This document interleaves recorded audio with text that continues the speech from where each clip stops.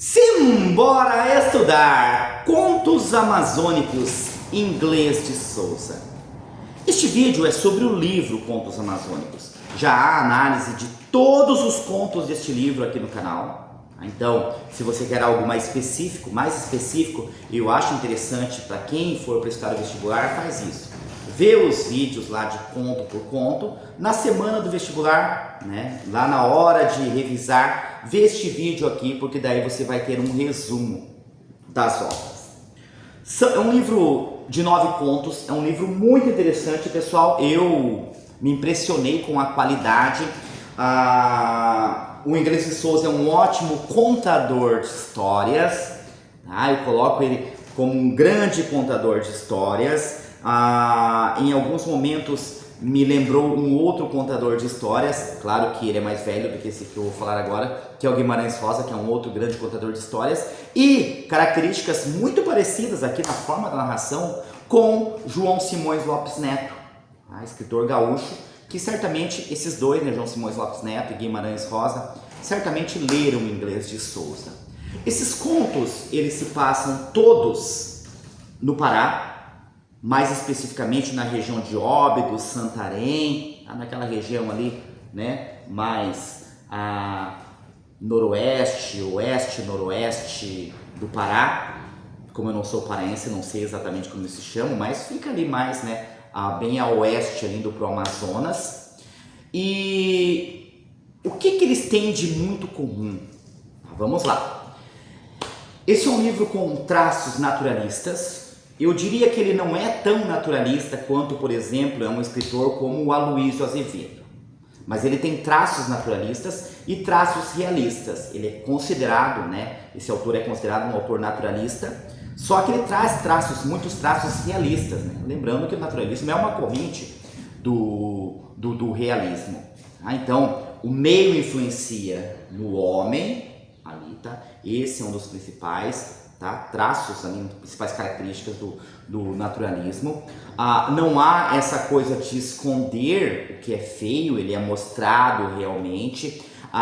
Muitos personagens principais são de classes mais baixas. Alguns momentos há uma zoomorfização, né? Uma animalização de personagens. Nós temos aqui pelo menos 2 contos que mostram isso, né? O conto do Amor de Maria, né? Ele mostra bastante essa animalização, tá? A Cauã é outro conto que mostra essa animalização, tá? São 8 contos não tão longos, né? Curtos e médios, e um conto bastante longo, que é o último conto, que é O Rebelde. Como traço histórico, então perceba que é um livro que ele valoriza muito o estado do Pará, as histórias do Pará. Não venha procurar assim o que eu acho muito legal, inclusive, né, uma caricatura de personagens. Não é isso, por isso que esse livro é legal, tá? Ele mistura ali as lendas da região, mas ele não coloca, tá, como algo assim que seja um livro de lendas, ou como os personagens são caricaturados ali, tá? Um episódio principalmente está presente em muitos contos, que é a cabanagem.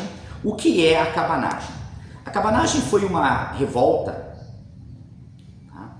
Logo depois do período ali de independência do Brasil, né, independência de Portugal, e o Brasil estava naquela da regência, né, do Dom Pedro II, assume, não assume. Foi um período que houve muitas revoluções no Brasil, tá? A cabanagem é uma delas, que aconteceu ali na região do Pará, mas não só Pará, tá? Pará, Amazonas, na região norte, incluindo o estado do Maranhão, também aconteceu. E essas pessoas eram muito pobres, então foi uma revolta do povo pobre realmente, tá? Os escravizados, os pretos, os indígenas e a população pobre. Porque no Pará, o que acontecia no Pará? As pessoas ricas eram os portugueses, então eles queriam aquela divisão ali, tá? Aquela divisão dos portugueses. E ele utiliza aqui muitos nomes verdadeiros, claro que ele transforma isso em ficção, mas ele utiliza esse fato verdadeiro da cabanagem e ele coloca também alguns personagens que foram, né, que existiram realmente. O primeiro conto voluntário fala sobre um personagem que ele não queria ir, ele cuidava da mãe, era um pescador que só vivia ele com a mãe já era velha, ele não queria ir para a guerra. Como eu falei, você quer completo, uma resenha completa, uma análise completa, vai ver cada vídeo, tá? Aqui eu vou fazer um breve resumo só. E ele não quer ir para a Guerra do Paraguai, que está na época, né, da Guerra do Paraguai, ele não quer ir, mas ele acaba preso e ele vai, e a mãe dele, que é uma velha tapuia, esse termo tapuia é usado muito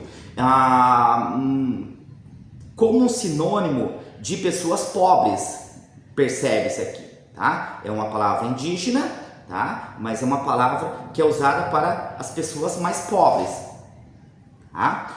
E a mãe acaba ali andando pelas ruas triste. O segundo conto fala sobre, que a feiticeira fala sobre uma mulher chamada Maria Mucuim, que havia uma pessoa que não acreditava naquelas coisas que falavam, e ele tripudia, e ele vai até a casa da Maria Mucuim, né, zombar da Maria Mucuim, e ele provoca uma situação ali toda com a Maria Mucuim, corre para casa e depois ele acaba ali, né, morto no final, né, e a risada da Maria Mucuim ecoando ali durante uma chuva que começa a cair, como se essa mulher fosse realmente uma grande feiticeira. O terceiro, que é o amor de Maria, nós temos a presença da Mariquinha, né? Esse nome Mariquinhas vai aparecer em vários contos, mas não é a mesma mulher, tá? Então Mariquinha era uma mulher ali que ela era desejada por muitos homens, chega na cidade um rapaz e ela acaba se apaixonando por ele, mas ela é preterida, né? Ele prefere a filha ali, né, do juiz, se casa com ela e ela, né, é deixada ali de lado. No final, ela faz um feitiço para segurar, né, atrair esse cara, né, que é o Senhor Lourenço, para ela, só que ele é feito com uma planta ali que acaba matando, e é uma receita de uma velha tapuia lá do Lago da Francesa. Esse Lago da Francesa aparece muito também, tá? É um local muito comum nos contos. E esse homem morre, a Mariquinha, né, some, não se sabe que fim deu a ela. A velha é morta, né, a velha é condenada, e a essa planta é dado o nome de amor de Maria, que eles chamam de tajá, né, tajá, que parece uma espécie de, pelas folhas, se parece muito com a taioba. A Cauã, quarto conto, que vai contar a história do capitão Jerônimo Ferreira, que ele acaba de perder a esposa, e ele sai numa caçada e ele acaba perdendo o horário e não consegue chegar em casa. E ele começa a ouvir vozes, ele tem alguma, né, coisa ali de uma assombração. Ele acaba dormindo no local próximo de casa e quando ele acorda tem uma criança, um bebê ao seu lado. Ele tinha uma menina, né, ele tinha uma menina, a Aninha, e vem essa menina chamada Vitória, que ele dá o nome de Vitória. Elas crescem juntas. Eu vejo aqui, parece até ser uma espécie de duplo, a Vitória ser um duplo da Aninha. E a Vitória sempre estraga tudo da Aninha, até os casamentos dela. Só que no momento que ela vai se casar, a Vitória desaparece e reaparece na igreja apenas e se transforma em um acauã, que é um pássaro de mau agouro. E a Aninha também se transforma num acauã, tá? Então essa é a desgraça ali do acauã. Quinto conto é o donativo do Capitão Silvestre, que vai falar sobre um donativo que o Capitão Silvestre dá contra os ingleses. Aqui também aparece na história, né, é fato histórico isso aqui, da questão Christie, tá?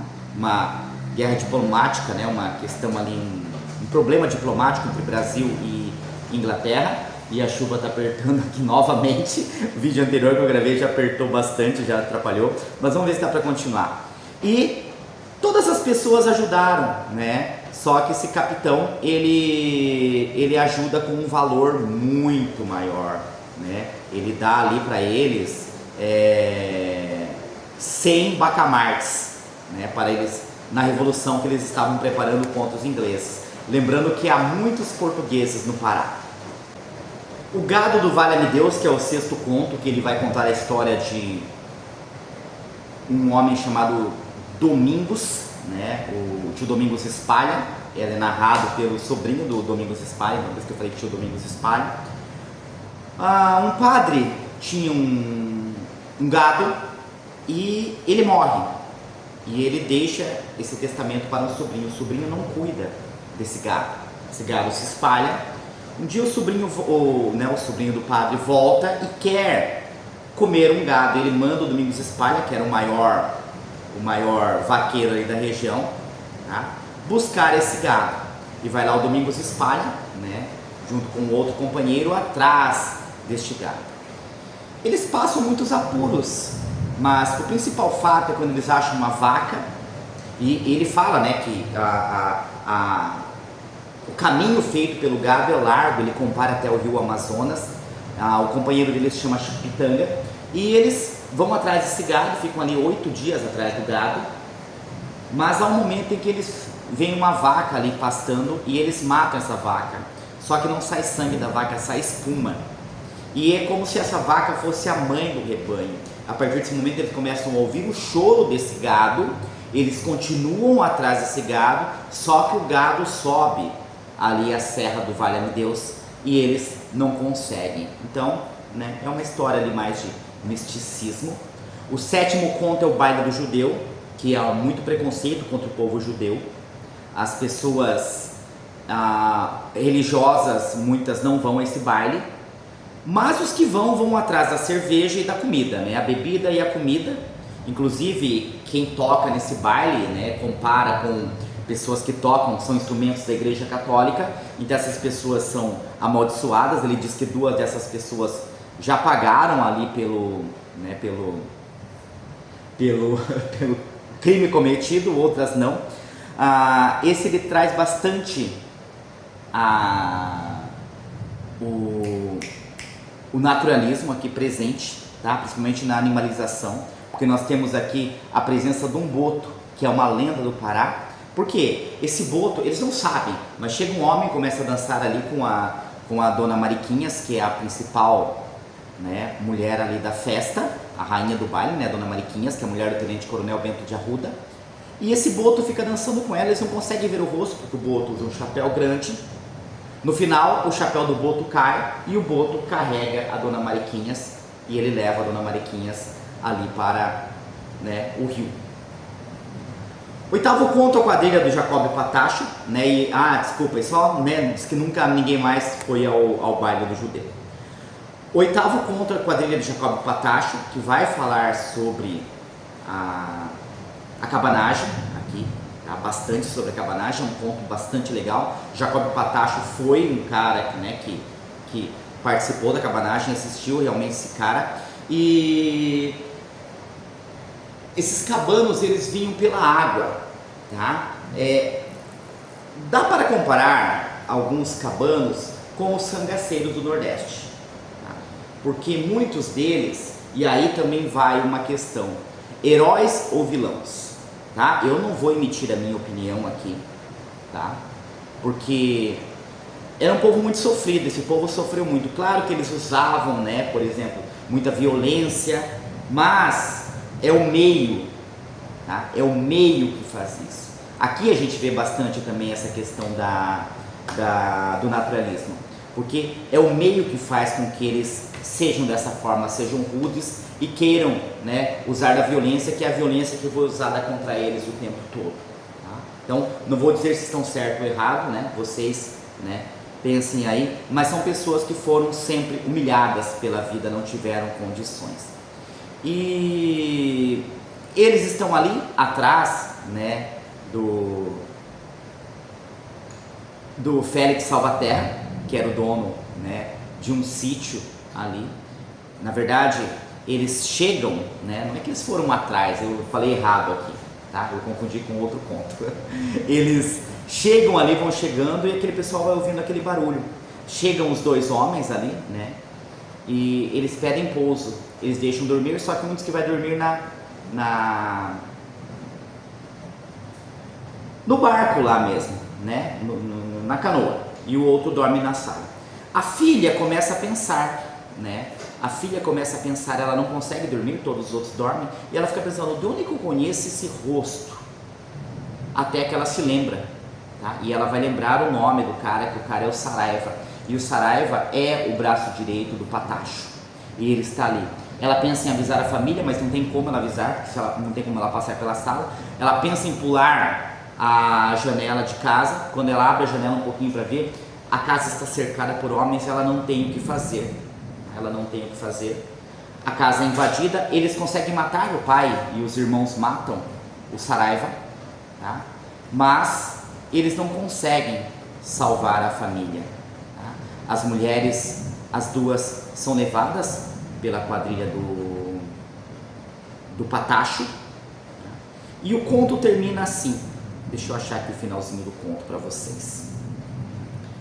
A Sora, Maria dos Prazeres, e a Anica haviam sido levadas pelos bandidos depois do saque em sua casa. A Anica tocara em partilha Jacob Patacho, e ainda o ano passado a velha Ana, lavadeira de Santarém, contava estremecendo de horror os cruéis tormentos que sofreram em sua atribulada existência. Ela é levada então pelo Jacob Patacho, que é o outro homem que estava lá, e ela se torna companheira do Jacob Patacho. Então, uma coisa parecida ali com o cangaço também, tá? Então, as circunstâncias ali levam ela a ser mulher do chefe do bando ali, tá? E o final é curioso, que o narrador ele entra no final, ele vai até a casa e ele conta ali a partir da casa. Chegamos ao nono conto, o último conto do livro, que é o conto Rebelde, que é narrado em primeira pessoa por um menino que diz ter 11 anos e ele conhece um homem chamado Paulo da Rocha, que aparenta ter 50 anos. Esse Paulo da Rocha, ele foi um revoltoso que lutou na Revolução Pernambucana de 1817, e as pessoas ali têm medo dele, têm um receio dele, né, um preconceito muito grande contra esse homem por ele ser negro. Ele tem uma filha chamada Júlia, e o narrador, ele é filho do juiz, tá? Ele é filho do juiz, então ele é filho de uma pessoa importante. Essa história se passa bem, né? Vai falar sobre a cabanagem. A cabanagem foi uma revolta que eu já falei lá no início do vídeo, né? Não vou repetir aqui para vocês, mas, tá? Ele vai tratar aí da cabanagem. As pessoas têm medo, mas o padre João, ele trata bem esse personagem, né? Esse Paulo da Rocha. Inclusive ele transforma em sineiro, tá? Só que as pessoas se afastam, inclusive, da missa das 7, onde ele é o sineiro, onde ele toca o sino para a missa. Com a chegada, percebam, o Paulo da Rocha é a favor da Revolução, porque ele também é uma das pessoas ali, né, que sofrem com aquilo, que são discriminadas, e a revolta da cabanagem, ela é uma revolução dos mais pobres. Então, ele fica a favor desse pessoal, só que ele tem amizade com o menino. E quando os cabanos chegam lá, né, a Vila Bela, né, Vila Bela ou Vila Nova? Agora eu fiquei na dúvida. Não, acho que é Vila Bela mesmo, tá? Quando eles chegam lá ao local, né, a vila, para matar o pai, ele tira a mãe do menino, tá? O menino, o padre e a sua filha, e leva para uma ilha. Há sempre a desconfiança, o pai morre queimado, né? O pai se entrega.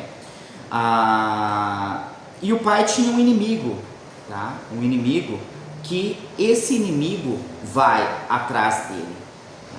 Esse inimigo que vai atrás do pai dele mata o pai dele, por causa do pai dele ser o juiz, tá? Então ele leva essas pessoas para uma ilha, só que os cabanos estão sempre por ali e ele protegendo, até o ponto em que ele não consegue proteger mais. Mesmo assim ele leva, né, descobrem, o líder descobre que ele está protegendo o filho do juiz, ele leva para uma ilha, faz com que essas pessoas cheguem até a casa do tio do menino e lá eles são salvos. O menino não ouve mais falar, né? Não ouve mais falar.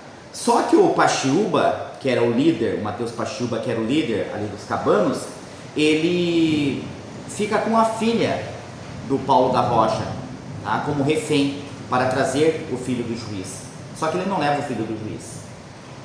E depois ele se torna juiz, o menino se torna juiz, volta para trabalhar na cidade, nunca mais ficou sabendo o que aconteceu com o Paulo da Rocha, e ali conversando, né, na fortaleza com o tenente-coronel, que cuida ali da fortaleza. O tenente-coronel vai, né, contar as suas histórias, fala que ele virou um grande herói, porque foi ele que pegou o bando do Mateus Paxiúba, inclusive ele pegou um rapaz negro, forte, e ele começa a se interessar por aquela história.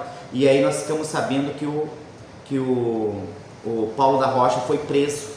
O Paulo da Rocha foi preso, né, e estava lá preso todo esse tempo. Ele consegue a libertação do Paulo da Rocha, mas o Paulo da Rocha morre 2 dias depois, tá? Infelizmente. Então, esse livro não tem nada de romantismo. Esse livro ele é bem realista, com traços, muitos traços naturalistas, tá? E a escrita do Inglês de Souza é muito gostosa de se ler, tá? Muito gostosa. Ele narra de uma forma muito gostosa de se ler, tá? Um dos grandes contistas. Como que eu não li Inglês de Souza até hoje, tá? Gostei muito do livro.